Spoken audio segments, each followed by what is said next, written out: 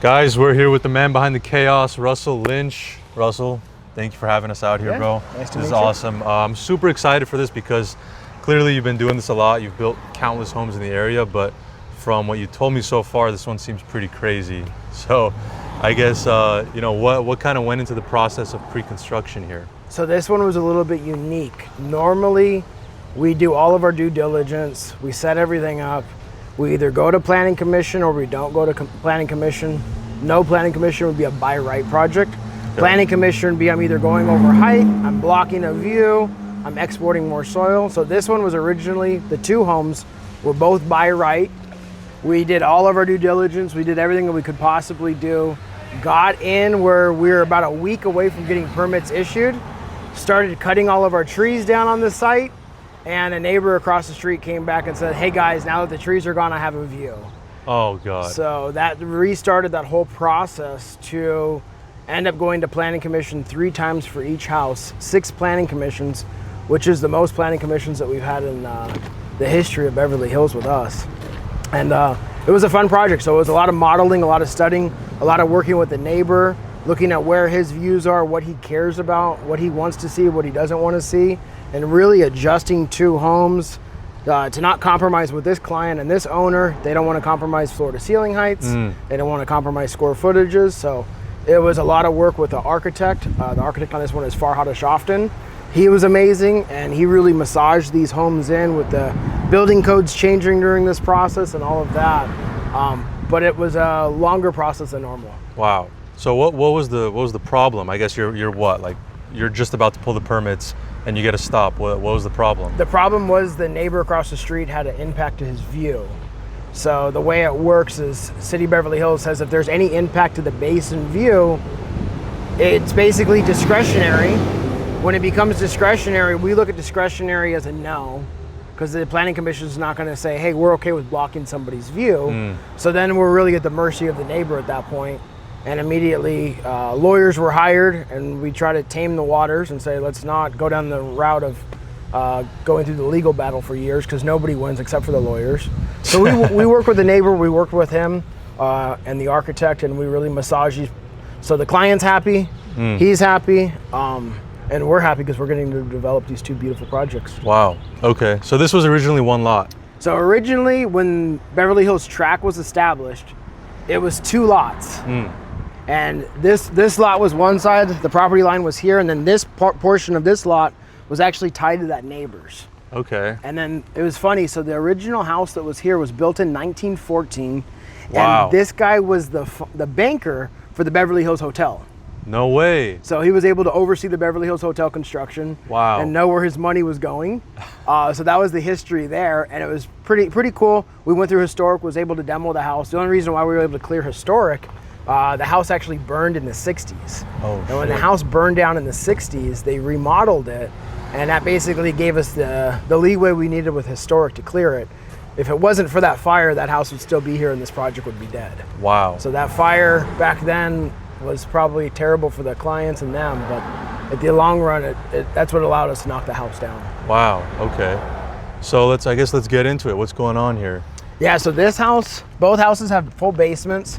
So this house is about 15,000 square feet with a full livable basement. We have a theater, a gym, underground parking for 8. And then on this side, this house is a little bit bigger. It's about 23,000 square foot, 12-car parking in the basement, saunas. Wow. So this is what that is. This is the garage then? Yeah, this is the entrance to the garage. This is the Batman garage? Yep, both have Batman garages. So we didn't want both garages together on both sides. For acoustical, for Batman having a big hole through the property. So both properties have their driveways on the left-hand side. Wow. And what's the challenges, the complexities with going underground in an area like this where it's so densely packed? We're not densely packed, but you've got a lot going on here, Yeah, so some of the major issues in this strip of Beverly Hills, we're up against the hillside, the natural hillside. Okay. So it's what all the geologists call this area what has an underground river. Oh. So when those mountains take the rain all year, there's actually a really hard piece of rock that comes right through here that's good to set the foundation on, but that layer of rock allows the water to travel horizontally So our basements are basically built like 2 boats underground. Wow. And so when that water and that river comes down, the water diverts around, and we're really lucky here where the street on that side's lower. So we can take all that water and gravity feed it around the properties. And if we didn't have that street, we'd have to hold that water and pump it out. And that gets scary with power outages and things like that. So wow. We're lucky here where we can do that. We still do have full solar, full battery backup systems, where if we do lose power, we don't lose internet, we don't lose security, things like that. So then this must not be too common here. The basements? Yeah. I mean, everything in California we do has basements. Or in this part with that underground river going on. It's not. A few different customers on the same street have opted to not do basements because they had the fears of this. But with the technology now and the waterproofing systems now, and all of the moisture meters and readings and all the stuff that you have now, we were confident in building basements. Wow. That can not leak, basically. And I guess how these are kind of phased out, it looks like, right? Yeah, so the smaller house is about 3 or 4 months ahead, and then the bigger house is a little bit behind. That way we can keep the same subs on both, and one sub finishes, they kind of go back and forth and they move. And we're bringing in all of our cabinetry, all of our doors. Majority of the stone is all coming from Italy. Oh wow. The finishes in Italy and the craftsmanship is something that's hard to compare here. So a lot of this gets imported, so a lot of this is done with modeling. We model it, we check it, we verify it with the site, then we ship all that to Italy. Italy fabricates, builds it, ships it to us, we install locally. Wow, okay. So I guess, tell us about these homes a little bit. You know, it's what's going on here? Is this? Yeah, so we can go over to this one. So the one of the big things we didn't want to do was have both homes look like they were built at the same time, and designed by the same people. So we wanted to make sure the exteriors were different. So on the smaller one, we went with a Fleetwood window and door package. We're doing stucco on most of the house. And it's a black look, you know, it's a little bit more of a retro feel. Okay. And then on the bigger one next door, we used an Optima package. So those windows and doors came from Portugal. Wow. And those are still being shipped in. So those Portuguese series, and then that house is completely clad with all limestone. So that's all going to be French limestone, that whole house. So that when they're finished, they don't look like there was the same architect, same building team. Nice. We want them to really feel both unique and not any connection to each other. Nice. Okay. Damn. So you build obviously a lot of homes right now. So you're probably one of the best people to ask, I guess. How are these tariffs affecting everything? So the tariffs are getting chopped up a lot. So it is affecting the bottom line. And the good things and the bad things is usually Italian factories are a little bit, if you have the good factories and you have the good sources that you have in Italy, it's usually a little bit cheaper than building locally. Okay. They have a higher quality. But then the other things too, when budgets are set on these projects 3 or 4 years ago, we can't anticipate tariffs and all of the stuff that goes on. So we do have contingency to cover those, and we're okay. And there's a lot of little loopholes to try to work around the tariffs. Not directly shipping, different size deposits where you can work better deals with Italy. There's a lot of things to do, but at the end of the day, 10% tariff, 20% tariff, you do feel it at the end of the day, and it does affect the bottom line. It's a small percentage on the overall project scale, but you do feel it on those buyouts. Who's getting hit harder? Is it the builders or the client? Or is it, I guess, a combination of both? It's going to be a combination of both. The client really won't feel it too much because it won't affect the overall budget, but things where we had more contingencies we're using, which basically the owners at the end of the day end up getting really expensive at the end. If there's a lot of contingency, they start buying crazy chandeliers and crazy tubs because they said, hey, we have an extra money. What do you mean exactly by contingencies? Contingency is when we do an overall budget, we put an item that's not associated to any cost or any trade.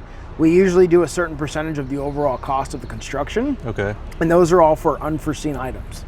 Okay. So those are for if you're digging in soil and you hit bad soil and the geologist makes us go deeper and you have more concrete, more soil. I see. You have those contingencies built in. So you don't go to the client and tell the client, hey, start paying more money for your house. It's already kind of baked into the cake. So we like to keep a strong contingency. And then as we're buying people out and finishing things, if it's concrete, waterproofing, or framing, any savings that we have, we keep pushing it to contingency, and we try to build that contingency up as much as we can for items like tariffs, or items like when the client says, hey, I don't want this type of window, I want this type of window, and it costs more money. Again, it's all baked in, and they're not going above any of the loans, they're not going above the insurance regulations, so it's all kind of included in there. Wow, okay. So then were there any situations like that here, you know, where you dig and you find something unexpected? No, on this one, we got really lucky where we didn't have any things like that. The only issues that we had on these two basements at the same time, we had both holes open. And last August, we had a huge rain, and we had about 4 feet of water in the footings. And when that rain came, that was some of the contingency that was used for the mud. All right, give me a couple minutes.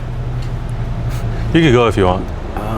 I'll be on that call for a minute, so we'll go through and try to finish. All right. So if you want to walk through, let's start go. walking in, and then I'll kind of explain some stuff. Yeah, let's get into it.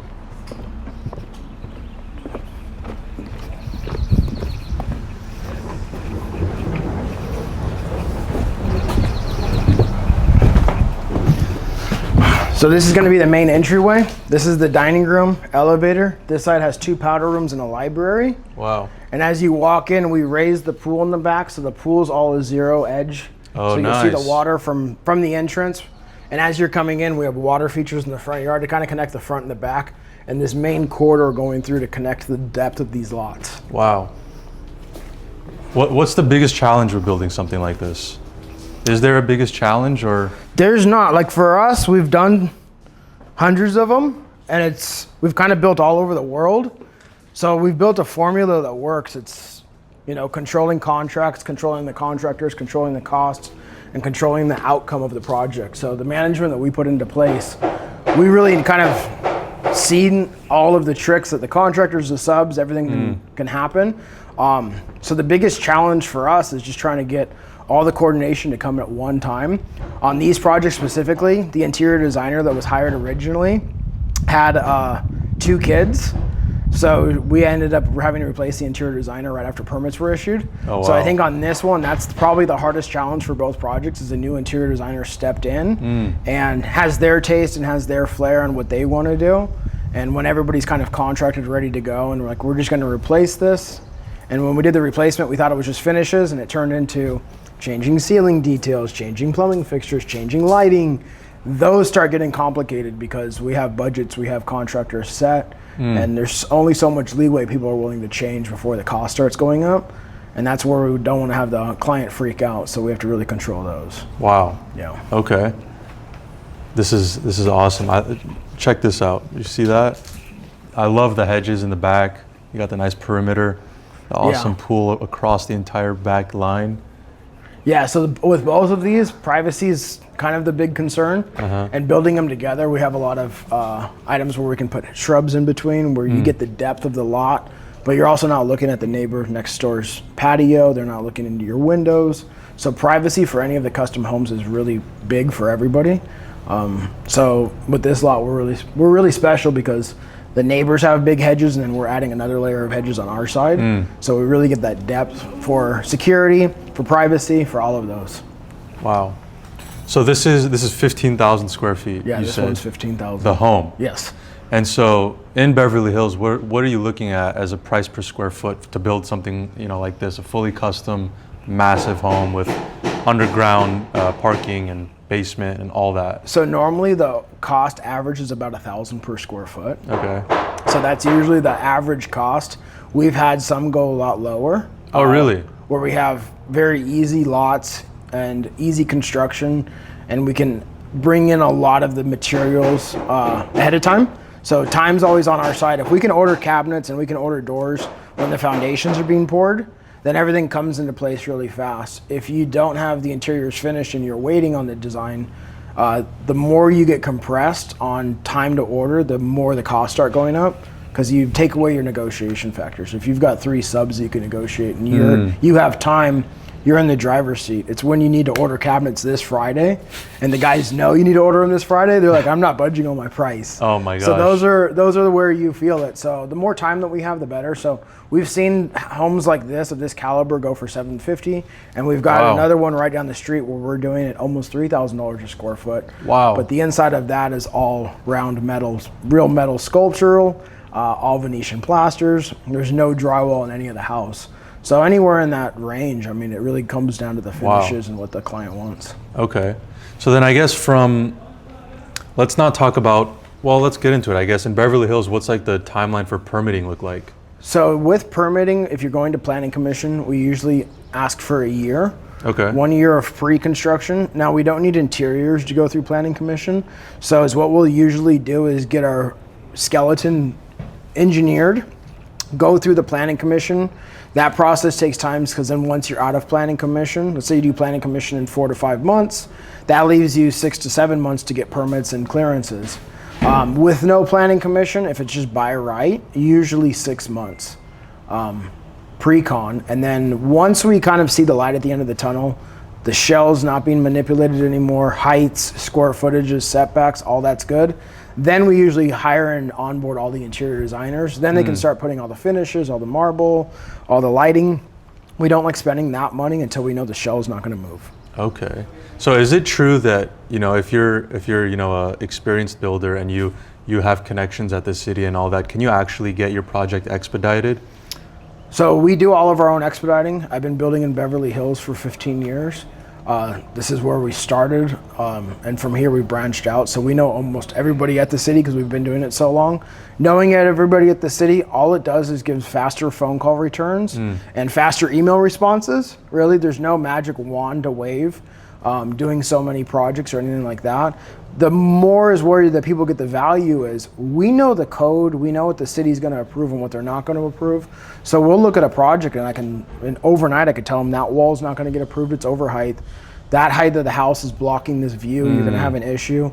So that's where we bring our resources because we can kind of give you a really quick plan check and planning review within a few minutes. Wow. And say, hey guys, let's try to fix this a little bit. Okay. And if the customer and the client's open to those things, normally we can massage them into place, adjust the plans, and then we can permit that plan very quickly because we know we're not trying to go to the city and reinvent the wheel with them. I see. Okay. So then building 15 years in Beverly Hills, do you have like a crazy story of like the craziest project you've had? So yeah, I did one for a developer and he did the home 15 feet above what the legal limit was and doubled the size of the home with no permits. Oh geez. And the city came out wet final and asked to verify all those things. And it turned into a legal battle really quick with the city.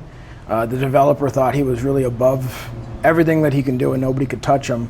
And that was a fun project. So that client had to pay the piper and pay a lot of money to fix those items. Wow. So it doesn't make any sense to try to cheat in Beverly Hills, but that was one about 15 years ago when we started where we said, oh man, that must have been a crazy career starter, huh? Crazy. So I started with a developer and he kind of launched my career, but yeah, that was his MO, is build bigger than what was allowable because he would get bigger returns on his investments. He permitted for 15,000 square feet and could build 25.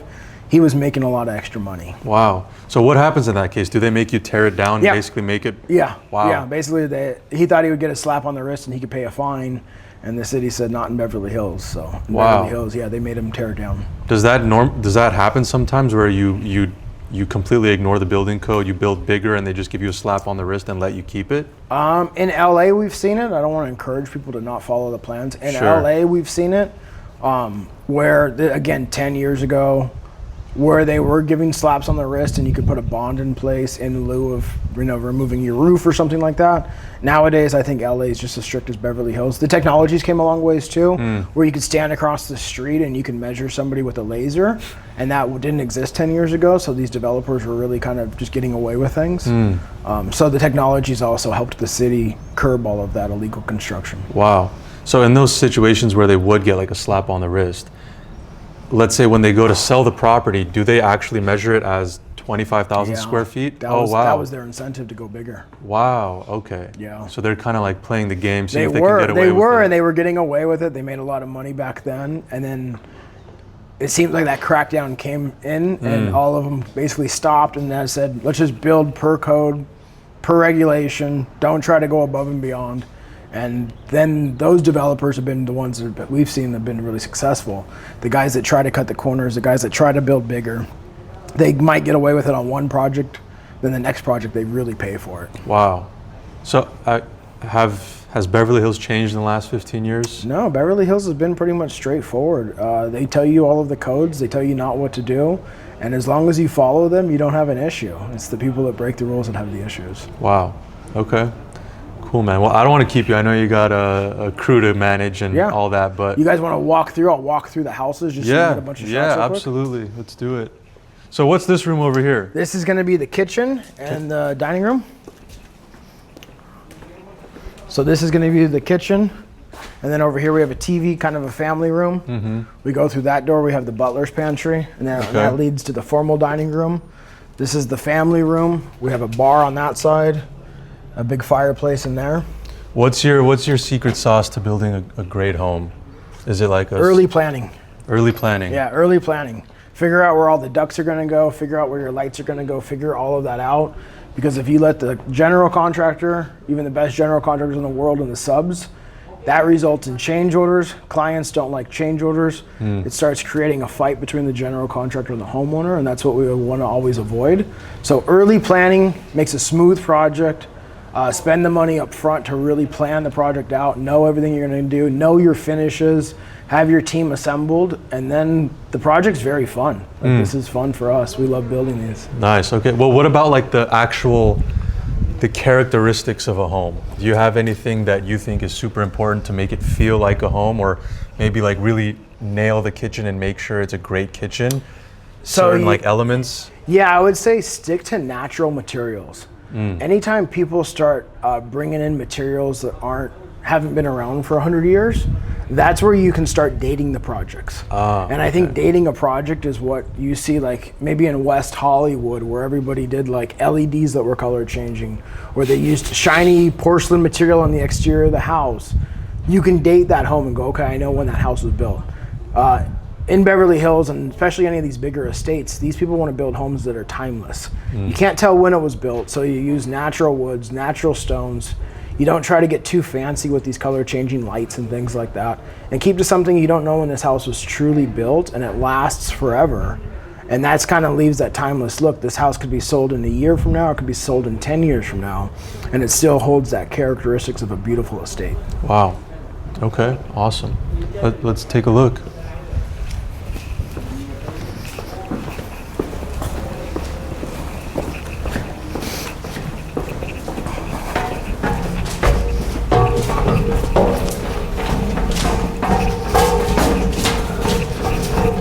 This is the garage. Okay. So subterranean garage. The city's gonna make us hold 4 cars. We wanna have at least for 8 cars.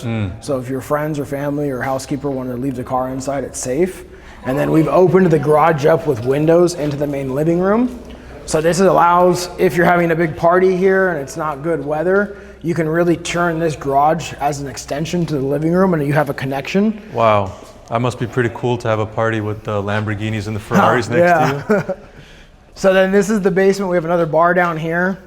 This is a wine cellar that's all glass enclosed. And then the light wheel, we're gonna put water features out there so you kind of can push these windows open. You're looking at a water feature in the basement, bringing natural light in. This is the theater. This is the gym. Again, these all open to the main living area down here. A lot of the theaters nowadays, people don't really sit in the theater anymore and watch a movie too much. They want it more for entertaining. So if it's a Super Bowl party or a UFC fight, you can open up the doors, the acoustics comes through, the whole house is wired to have the speakers go with it, so you can have that big video wall on. Wow. And it feels like part of the entertaining space. And then if you want to close the doors and go in there and you have a true theater, but it kind of works both ways. Wow. It doesn't need to be a theater kind of behind the doors like they used to do a long time ago. Damn. Okay, the big question is, will that work if you stream the fight illegally, or you have to buy the pay-per-view? You have to buy the pay-per-view. Hopefully Dana White buys the house. He'll give it to us, huh? So then down here we've got all the maids' quarters. So we've got maid's bath, butler's kitchen, laundry room. This is the elevator coming down. And then the gym bath, we've got a sauna, a cold plunge, steam shower. We kind of create like a wellness center from the gym. Awesome. So you don't need to go to Equinox. You just stay home, save your membership fees. Yep, save the $200 a month. Yep. What are you able to like give us an estimate as to like what an elevator in a home costs? So, or is it very unique? It's very unique, but a lot of the elevators we see between 150 to 300,000, depending on is the door only on one side or it's a pass-through doors on both sides. And then a lot of the times we get the elevators unfinished. So then that way we can put all the finishes that match the house inside. The elevator finishes are very cookie cutter. And the last thing you want to do is walk through this beautiful house, get into an elevator, and it's the same elevator that's in an apartment building on Burton. So we want to make sure we get them unfinished and finish them to match each house. I see. Wow, okay. Watch your guys' heads on. Oh, nice. So we get upstairs, we have 2 bedrooms over here. We set this side up for a nursery, and then this is the master. That's a big nursery. Yeah.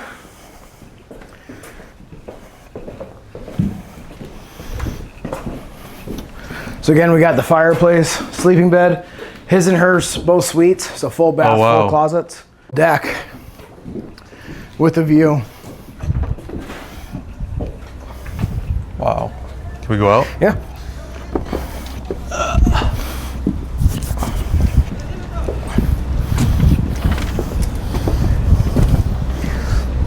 Wow. Yeah, so you can see how far the basement comes out. Yeah. And then the basement actually gets backfilled on top, so you don't know how far the basement goes out. Oh, wow. Gets grass and everything back on top. Push the pool all the way to the back, so we have the biggest yard that we could possibly get. That's awesome. And that's pool equipment back there? Behind the pool? There's gonna be a staircase going back, so we're gonna have a little seating area back there, and then you can actually access all of it. That's part of the code. So the code makes you have to put a 20 by 20 foot box if you count it as flat area. So that's the 20 by 20 box, and then the back is like an infinity strip. Oh, nice. Cool. What's your, you have any, I guess, I don't want to say secrets, but like tactics that you think really bring a yard together, or elements that are important that I guess people overlook? Try to use every square foot of your yard. So in Beverly Hills, just because you have a lower area or you have an area that's maybe not part on the main living area, people kind of exclude it. And those kind of being the best parts. You know, you have this little staircase that goes to this little seating area with a fire pit or something. Especially if you have kids and you're on a Zoom and your kids are looking for you and they're wild, you can go back in these little corners and nooks and crannies in your yard and use them. Sit on a Zoom, it's quiet, you get peace and quiet. And those end up being some of the cool spots in these houses. The parts that maybe the client feel like they were losing on doing it because it was a code. Good design teams can really make those the best parts. Awesome. Sweet.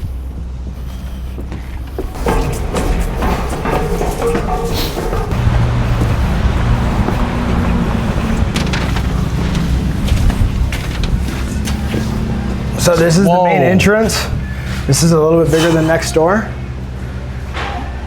So as you come in here, they got all the scaffolding up on the interior, but this has, the beauty of this house is the three staircase. So you've got it going from the second floor all the way to the basement to connect all 3 levels. So it's gonna wrap around, huh? Wrap all the way around, and then you've got the whole skylight up on top. It's kind of blocked by the scaffolding. Wow. But that's kind of the most important feature. And you can see they're starting the swimming pool right now. The swimming pool is centered on the 2 columns. So this whole hallway is centered on that swimming pool. Oh, wow. You're going to look out here, see the pool? Yeah, and then on both sides of the entrance, we've got about 40-foot water features on both sides. Wow. So when you come into this, you're going to have 2 water features and then this water feature in the back. And then you get this volume in here. It's a big one. This is unbelievable.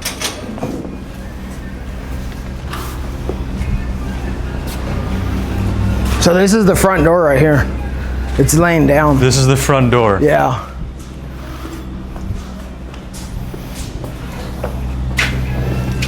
You ever seen a front door like this? That's crazy. Where is this from? This is from Portugal. The company is called Optima. Wow. And all of the doors in these homes are all automated. So when you hit the button, everything will automatically stack back in the pockets. So So this looks like it's going to be the TV room over here, family room. Yeah, this will be the family room. This is all connected with one big room. So you have a fireplace on this side, a fireplace on this side, 2 different designs. And then you come into here, this is the dining room, and then the kitchen through there. Dining room here? Yeah. So you're kind of looking through these windows, and this is all a water feature on the front yard as well. So the relationship between the front yard and the backyard, being able to see all the water, kind of the big draws of this house. So with this, kind of the big things the customer didn't want to compromise on was this floor to ceiling height. That's kind of the thing that's so impressive when you walk in and you feel that height. That's what makes it feel like the grand estates. You know, 8 foot, 9 foot, 10 foot ceilings, you don't feel it. When you get to 11 and a half, 12 feet, it starts making the whole volume of the house feel bigger. Wow, so that's the threshold, huh? That's the threshold when you get to this size, yeah. Look, you got a nice view over here too. Oh yeah, when we go upstairs, you'll see it. Oh yeah. And we're working to try to work with some of the neighbors to cut some trees down in some areas. We'll walk through the basement and then we'll come up. This is the kitchen here? Yeah, that's all the kitchen. It's massive. So we got full kitchen through here, and then you have a butler's kitchen behind, and then you also have a service kitchen in the basement. So we like to call that, you have one kitchen for looking and one kitchen for cooking. So if you're having a party up here, it can stay beautiful, clean, and no smell. You have all the maids or chefs in the basement cooking down there, and they're bringing the food up through like a dumbwaiter system, and then it just comes right into the dining room. Do you have a dumbwaiter Yeah, here? we have a dumbwaiter right here on this side in the butler's pantry. Wow. So we have an elevator, a dumbwaiter.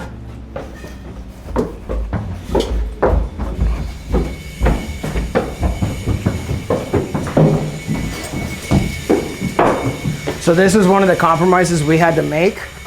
This is all the maids' quarters on this side. Okay. So this floor to ceiling height was reduced. We brought the soil up to then tell the city we reduced our export quantities. So we reduced it by raising this area. So all the maids' quarters is a little bit higher. So service kitchen, laundry room, 3 maids' bedrooms are a little bit shorter ceilings. Then you come down into the main area of the basement. So this is gonna be what we call the wellness center. So this is the gym, cold plunge, saunas, steam rooms, juice bar. Juice bar, wow.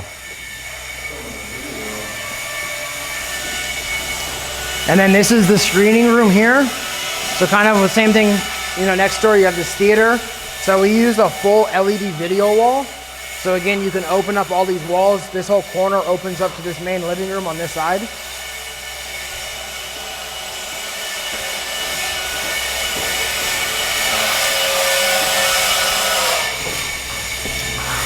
This is a walk-in wine room. So this is all gonna be glass with a bar in front. And this is all gonna be a chilled wine room. And then through here, you've got pool tables. You're gonna have water features on the exterior wall. And then this is kind of the lounge area. Wow. Awesome. It's running too fast.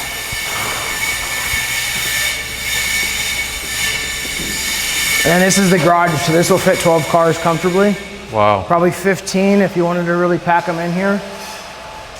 And again, we made the garages always kind of an overflow for the main house, where if you're having a party, you can put tables in here and have dining in here. Whatever you wanted to do is kind of an overflow. Nice. Yeah, so this is pretty incredible because you have that round skylight on top. Wow. It's kind of blocked, but this is kind of the main feature of this house. Then we have a chandelier coming down from that skylight. Wow.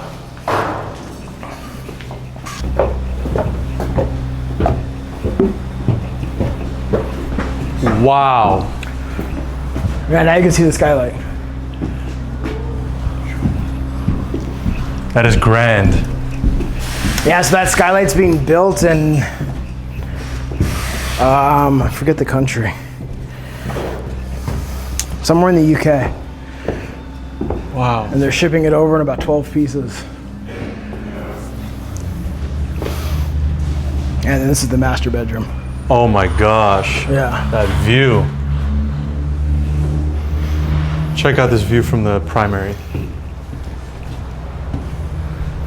Gotta say primary or else you get canceled. Yeah.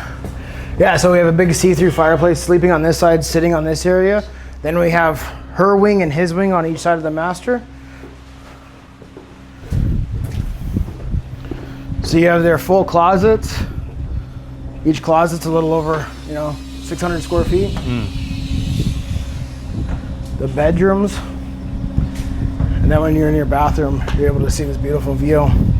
The other thing too, we have this loggia, and this loggia on the first floor was blocking a lot of natural light with such a deep loggia. So we did these walkable skylights that are gonna be flush in the decking system. Wow.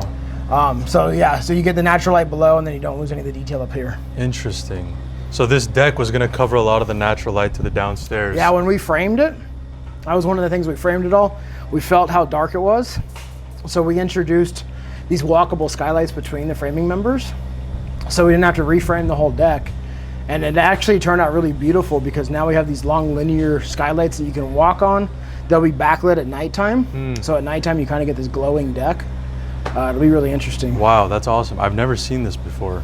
Is this something that's common? No, so this company, we didn't find any companies in America that do these, so that's why we found all of our skylights from a European company. Because of the glass thickness, the durability of the glass, and the complexities of trying to waterproof it properly. So we went with a company called Glazing Vision, and that's all he specializes in walkable skylights. And they actually do like Porsche dealerships and those type of things where they have cars park on these skylights so they can see underneath. Damn. So that's where we found them, and we said, okay, if you can hold a Porsche, you can hold us walking on it. Yeah, that's awesome. Wow. That's beautiful. Yeah, that's why the neighbor and these guys were fighting for that view.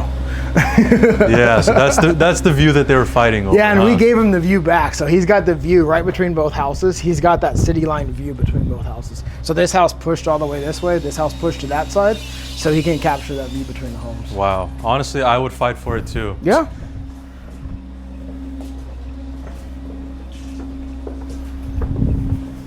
Yeah, so that's the same thing on that side. His and her sides are basically mirrored. Nice. Yeah, so you're gonna have to come back when all the scaffolding's down, drywall's up, and finishes are going in. Yeah, I definitely want to see what this looks like. You can see what it looks like at the end. What's over on that end? So we had 2 full bedrooms on that side, another junior master on this side. So full walk-in bedroom, walk-in bath, walk-in closets. Awesome. Wow. Okay, so I gotta ask you the question, the question we're all wondering. You're building 15,000 square foot house and 23,000 square foot house. So if I'm doing my math right, you're looking at 38 to $40 million, right? Somewhere in there, yeah. Somewhere in there? Yeah. Wow. And this is how many months in the making now? So the construction is construction. We're about 2.5 years into construction right now. Wow. So it'll be 3.5 when we're all finished. 3.5, okay. We have another year to finish both projects. And is that like the typical timeline for something of this scale? Of this scale, yeah. Yeah? Yeah. And then how many years of pre-construction? So it would have been 1.5 years pre-construction if it wasn't for this neighbor. So that neighbor added another year. So wow. It was a long project. Do you know about how much that adds in additional costs, that additional year? Well, it depends. Each job is different. It depends if there's a mortgage on the land. If there's no mortgage, your carrying costs are affected by that way. Their insurance, everybody's insurance, this was all pre-fire, so their insurances rates were a lot lower. So now the insurance has jumped. So to quantify an actual amount, that's hard. Yeah, sure. It's hard to do for back then. Okay, cool. Wow. This is amazing. Thank you so much for having us, man. This is an amazing project. I can't wait to see what it looks like when it's done. Hell yeah.